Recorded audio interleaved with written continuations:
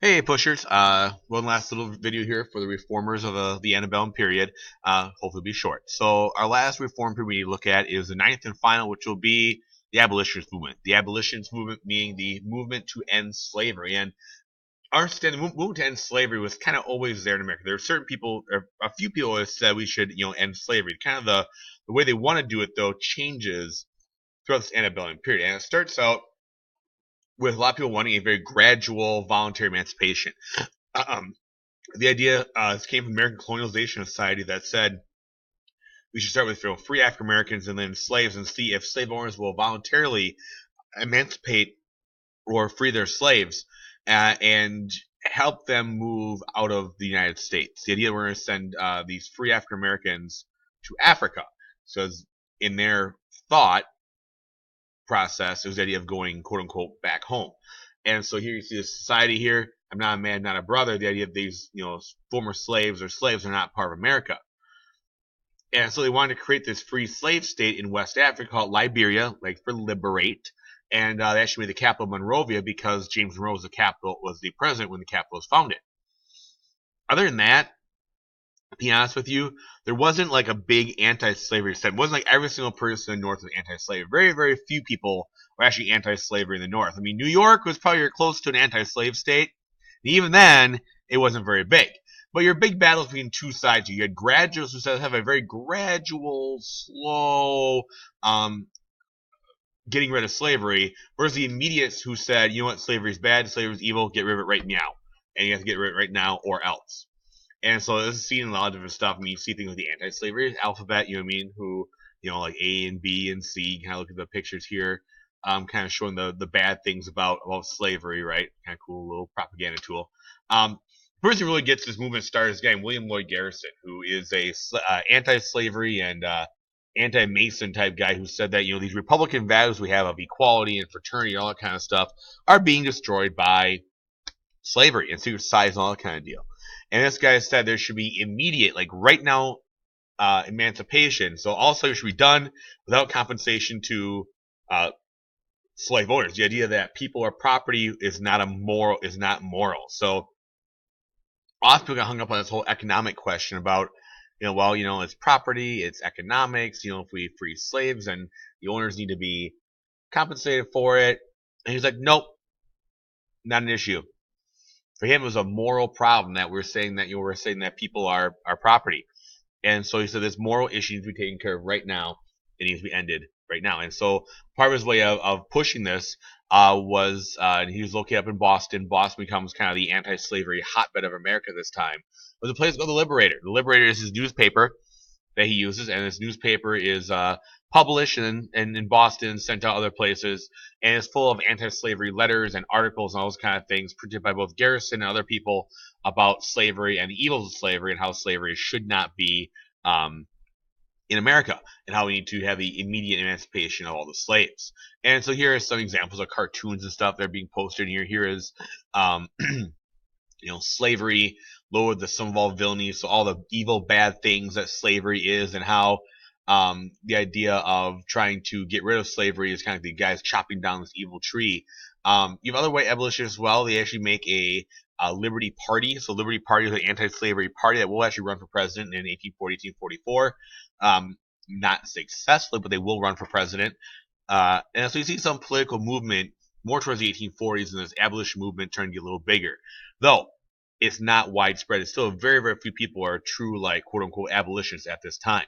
There are some black abolitionists as well, David Walker being the biggest one in the 1820s, 1830s. He was a free African-American living in Boston. And he prints this appeal to they call them the colored citizens of the world. And basically it says, we're sitting here as free African-Americans and have people that are like us in slavery or escaped or freed slaves. And we're sitting here saying, we're waiting for the white people to set us free. This is bullcrap, man. He instead calls for free African Americans and slaves to rise up and free themselves so they wouldn't be freed by the man of the establishment or the government or by white people, pretty much. And it says we need to take this in our own hands.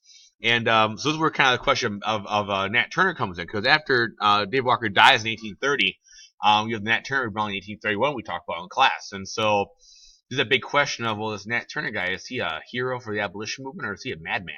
You know what I mean? And so there's a hard part about that and that decision, right? To kind of figure out what he is and if he's part of this whole movement or not. And honestly, he probably wasn't part of the movement as far as we know because being a slave, he probably didn't have a lot of access to David Walker. But the rebellion was kind of turned that way up north and kind of used as a tool to promote abolition.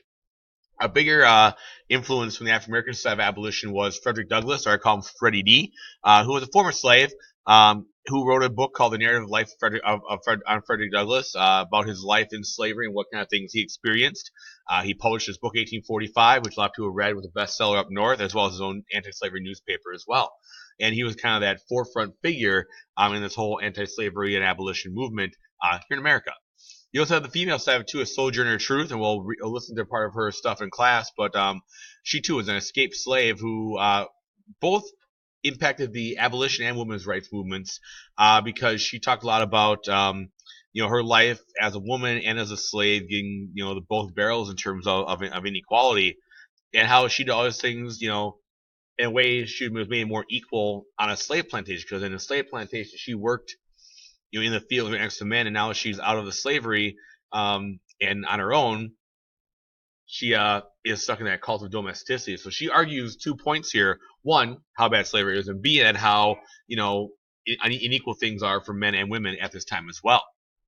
Obviously, you got Harriet Tubman, who we've all heard about and all seen stuff, who was an escaped slave who escapes. I think she's like 49 years old when she escapes, and she or 3 years old when she escapes. And she helps all these different slaves to freedom on the